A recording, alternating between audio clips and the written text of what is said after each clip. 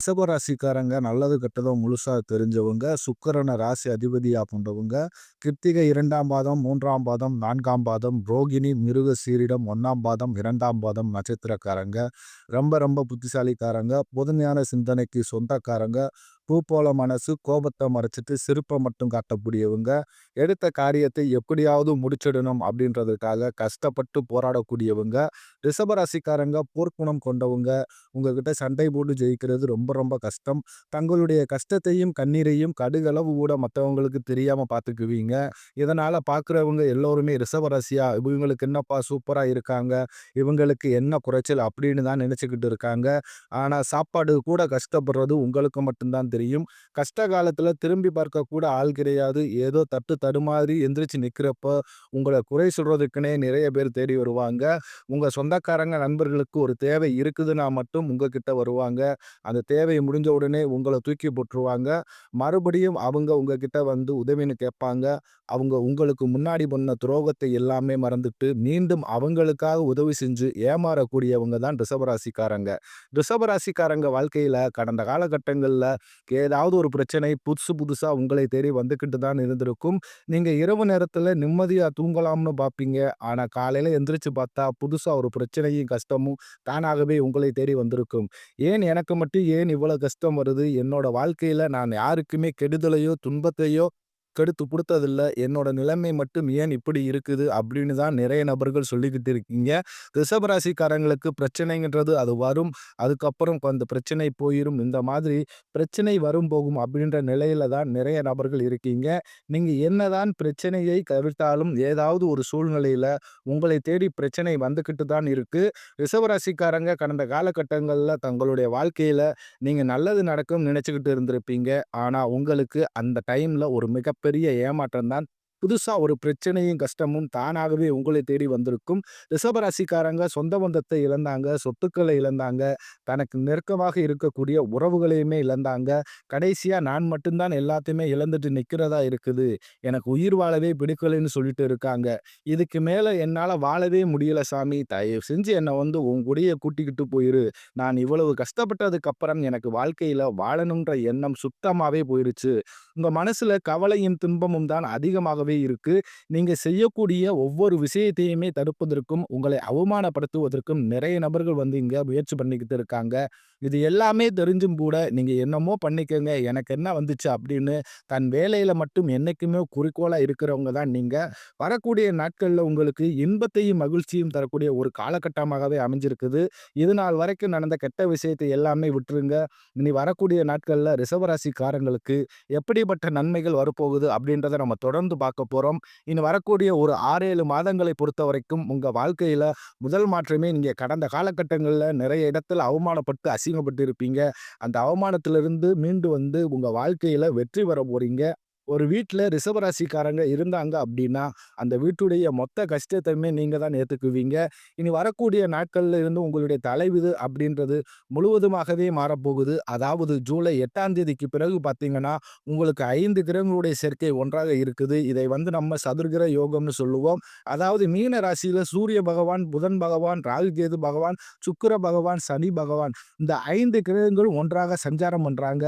அது மட்டும் இல்லாம உங்களுக்கு சுக்கிர பயிற்சியோட பலன்களும் குரு பெயர்ச்சியோட முழு பலன்களும் உங்களுக்கு இந்த ஜூலை மாதத்திலிருந்து முழுமையாக கிடைக்கிறதுனால, நல்ல ஒரு முன்னேற்றத்திற்கு கண்டிப்பாக ரிஷபராசிக்காரங்க போக போறீங்க. கடந்த காலகட்டங்கள்ல நீங்க எதையெல்லாம் வருத்தப்பட்டு இருக்கீங்களோ, அது அனைத்தும் பெறக்கூடிய ஒரு காலகட்டமாகவே வரக்கூடிய நாட்கள் அப்படின்றது பார்க்கப்படுது. ஏன்னா, குரு பெயர்ச்சி மூலமா நல்ல ஒரு பொருளாதார முன்னேற்றம் அப்படின்றது இருக்கிறதுனால, கடந்த காலகட்டங்கள்ல ஏதோ ஒரு கிடைக்கிற வேலைக்கு போயிட்டு இருந்திருப்பீங்க. ஒரு 10,000 சம்பளத்துக்கோ, 15,000 சம்பளத்துக்கோ போயிட்டு இருந்திருப்பீங்க. இனி வரக்கூடிய நாட்கள்ல உங்க தகுதிக்கேற்ப நல்ல நல்ல ஒரு வேலை அப்படின்றது நிச்சயமாக கிடைக்கும்.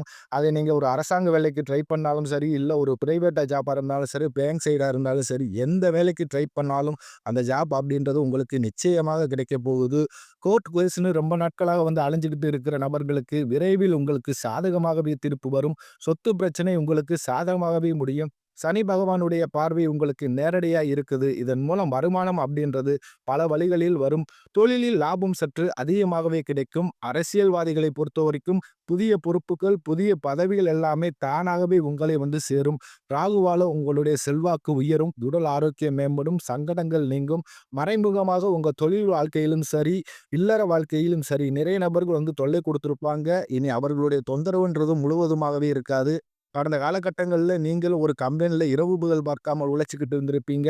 உங்களுடைய சொந்த கம்பெனியா நினைச்சு வேலை செஞ்சிருப்பீங்க. ஆனா, உங்களுக்கு இதுவரைக்கும் சரியான ஒரு அங்கீகாரமே, சரியான ஒரு பதவி உயர்வோ, சம்பள உயர்வோ எதுவுமே கிடைச்சிருக்காது. இனி வரக்கூடிய நாட்கள்ல உங்களுக்கு உங்க வார்த்தைக்கு மதிப்பு மரியாதை கிடைக்கும். சம்பள உயர்வு, பதவி உயர்வு, உங்களுக்கு மேலே இருக்கக்கூடிய அதிகாரிகளுடைய ஆதரவு முதற்கொண்டு உங்களுக்கு கிடைக்கப் போகுது. இனி நீங்க நினைச்சது எல்லாமே நடக்கும். தொழிலில் வியாபார தடைகள் அனைத்தும் விலகும். லாபம் அதிகமாக கிடைக்கும். முன்னேற்றம் உண்டாகும். வரவேண்டிய பணம் விரைவில் கைக்கு வந்து சேரும். குடும்பத்தில் நெருக்கடிகள் விலகும். செல்வாக்கு, அந்தஸ்து உயரும். வெளிநாட்டு முயற்சிகள் வெற்றியை தரும். தெய்வ சிந்தனை அதிகமாகும். பெரியோர்களுடைய உதவி கிடைக்கும். உறவுகளில் இருந்த சண்டை சச்சரவு முழுவதுமாகவே விலகும். புதிய நண்பர்கள் உங்களுக்கு உதவி செய்வாங்க. தொழில்ல ஏற்பட்ட நெருக்கடிகள் நீங்கும். முடங்கி கிடந்த நிறுவனங்கள் மீண்டும் இயங்கும். வியாபாரத்தில் எதிர்பார்த்த லாபம் கிடைக்கும். புதிய தொழில் தொடங்கக்கூடிய முயற்சிகள் கண்டிப்பாக உங்களுக்கு வெற்றியை தரும். கடந்த காலகட்டங்கள்ல ரிஷபராசிக்காரங்க திருமண நிலை அப்படின்றது நிறைய பிரச்சனையையும், சிக்கலையும், சவாலையுமே சந்திச்சிருப்பீங்க. ஆனா, இதுல குறிப்பாக வந்து ஆண்கள் தான் ரொம்ப ரொம்ப கஷ்டப்படுறாங்க. ஏன்னா, பெண்களுக்கு ஏதாவது ஒரு வகையில திருமணம் அப்படின்றது நிறைவடைந்துடுது. ஏன்னா, ஆண்கள் தான் வயது 30, 33, 35, 37 வயது வரைக்குமே நிறைய ஆண்கள் வந்து திருமண நிலை அடையாம கஷ்டப்பட்டு இருக்கிறீங்க. கண்டிப்பாக வரக்கூடிய நாட்கள்ல நீங்க எதிர்பார்த்த மாதிரியே நல்ல ஒரு வரன் அப்படின்றது நிச்சயமாக உங்களுக்கு அமையும்.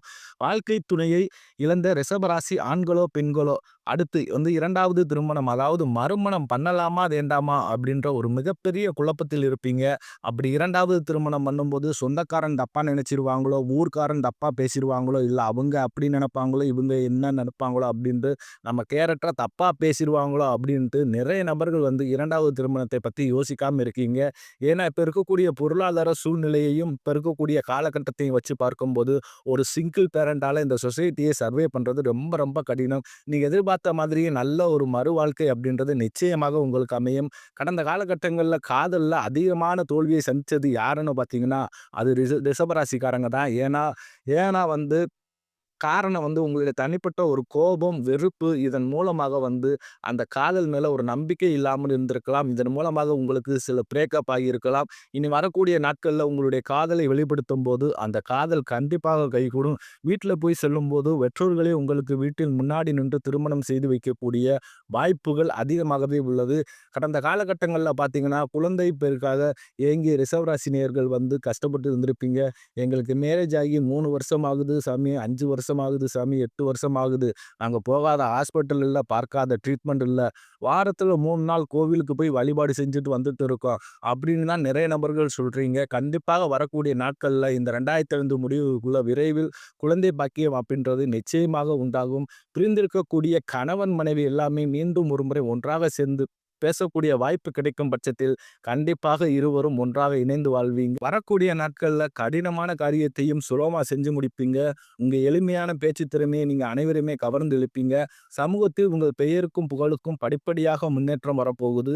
சிலருக்கு படிப்பதற்காகவும், வேலை விஷயமாகவும், தொழில் விஷயமாகவும் வெளியூர் அல்லது வெளிநாடு போகக்கூடிய வாய்ப்புகள் எல்லாமே கிடைக்கப் போகுது.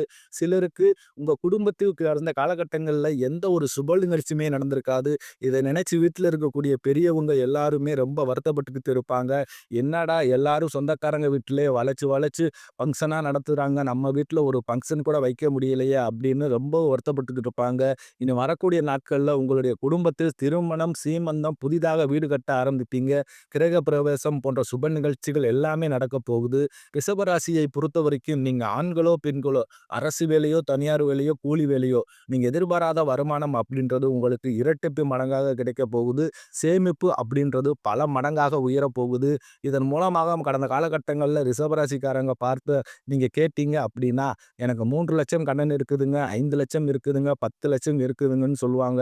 ஏன்னா 100 ரிஷபராசிக்காரங்கட்ட நீங்க ஒரு 5 நபர்கிட்ட மட்டும் தான் கடன் இல்லாத ரிஷபராசிய பார்க்க முடியும். மீதி 95 பேர்கிட்ட கண்டிப்பா கடன்ன்றது இருக்கும். இந்த 2025 முடிஞ்சு 2026 நீங்க அடியெடுத்து வைக்கும்போது, ஒரு பைசா கடன் இல்லாம அனைத்து விதமான கடனையுமே கட்டி முடிக்கக்கூடிய அளவுக்கு நல்ல ஒரு பொருளாதார முன்னேற்றம் அப்படின்றது உங்க வாழ்க்கையில விரைவில் வரப்போகுது.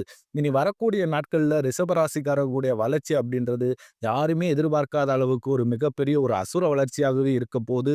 உங்களுடைய சொந்தக்கார நண்பர்களுமே பார்த்தீங்கன்னா, உங்க மீது வந்து பொறாமை கொள்ளப் போறாங்க. என்னடா நம்ம கூடயே இருந்தவன் திடீர்னு கார் வாங்கிட்டான், பைக் வாங்கிட்டான், வீடு கட்டிட்டான், கல்யாணம் பண்ணிட்டான் அப்படின்னு உங்கள் மீது வந்து அதிகமாக வந்து வன்மத்தை செலுத்தப் போறாங்க. உங்களை பத்தி வெளிய போய் புரளி பேசப் போறாங்க. ஏன்னா விரைவாக பார்த்தீங்கன்னா, உங்களுடைய நண்பர்களும், உங்களுடைய உறவினர்களும் பார்த்தீங்கன்னா, உங்களுக்கு துரோகிகளாகவும், நண்பர்களாகவும் மாறக்கூடிய வாய்ப்பு அதிகமாகவே உள்ளது. இதன் மூலமாக உங்களுடைய குடும்ப வாழ்க்கை தலைகீழாக மாறக்கூடிய வாய்ப்பும் அதிகமாகவே உள்ளது.